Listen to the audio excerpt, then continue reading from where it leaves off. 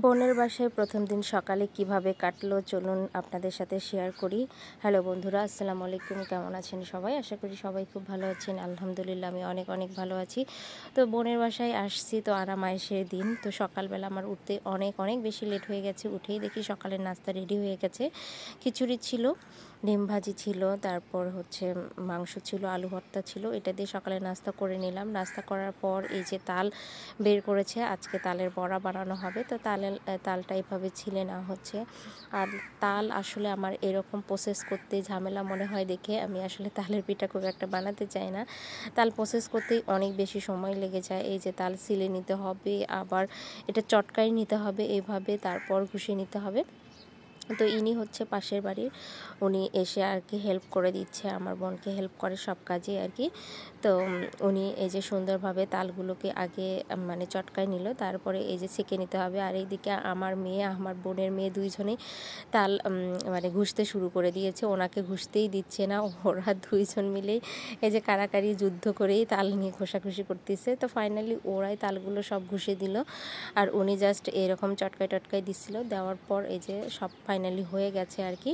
তো তুলে ফেলা হচ্ছে এগুলো। আর সকালবেলার বললামই যে সকালবেলার রান্না বান্না কোনো কিছুই আমি দেখিনি, সব আমি ওঠার আগে কমপ্লিট হয়ে গেছে।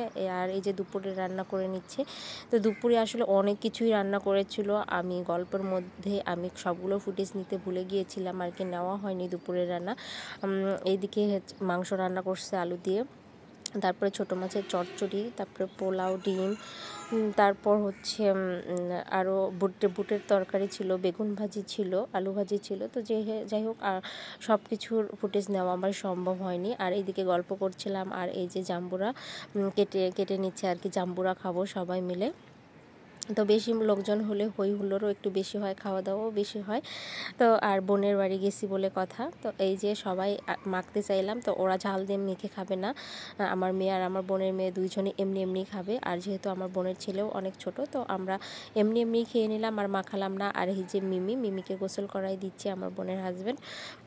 ও গোসল টোসল করে এই যে রোদ্রে ওকে বসতে দেওয়া হয়েছে। আর এই যে আমার বাবা সোনাটা, ও এখন নামাজে যাবে, কিন্তু মিমিকে একটু কোলে না নিয়ে আদর না করে ও নামাজে যেতে চাইছে না। ওর কাছে অনেক বেশি প্রিয়, ও সব সময় ওর কাছে রাখে। আর এই যে দুপুরবেলা ও ঘুমাই গেছিলো, তারপরে দেখা গেছে যে ওর পাশে গিয়ে মিমি ঘুমাই গেছে। আর এই যে ঘুম থেকে উঠে ওকে ঘুম থেকে জাগানোর চেষ্টা করতেছে মুখে হাত দিয়ে, তবু ও এত অলস মিমি যে ঘুম থেকে উঠতেই চাচ্ছিল না।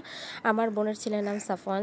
সব সময় ওকে নিয়ে ঘুমায়, ওকে নিয়েই খায়, ওকে নিয়েই থাকে আর কি। ওই হচ্ছে ওর খেলার সাথী প্রতিটা মুহূর্তে। আর এই যে মিমি কেমন অলস, সারাক্ষণ ঘুমাচ্ছে। এদিকে রাফা কোলে নিয়ে ওকে ডাকছে, মুখ ধরে টানছে, কিছুতেই উঠছে না। আর এই যে আরামে ওর লেজ দুলাচ্ছে। তারপরে শেষ পর্যন্ত ওকে আবার শুয়ে দিয়েছে, এই যে সুন্দর করে ওর লেজ দুলে ঘুমাচ্ছে। এত অলস হয় কি করে আমি জানি না। আর শুনেছি বিড়াল নাকি সারাক্ষণই ঘুমাতে বেশি পছন্দ করে। তো ওকে কম্বল দিয়ে এরকমভাবে সাপোয়ার সুন্দর করে ঘুমিয়ে দিচ্ছে, মাথায় হাত বুলিয়ে। আর যদি বা ওরা খুব বেশি পছন্দ করে বিড়াল, কিন্তু আমি কোনোভাবেই বিড়াল ধরতে পারি না, আমার একদমই ভালো লাগে না। কেন জানি আমার গায়ের মধ্যে শিরশির করে বিড়াল ধরতে গেলে। তো এই যে সন্ধ্যাবেলা আমরা যে সকালবেলা তাল ছিলে দিয়েছিল ওনার বাসায় গেলাম। তো উনি আমাদেরকে এই যে নাস্তায় বিস্কুট খেতে দিয়েছে।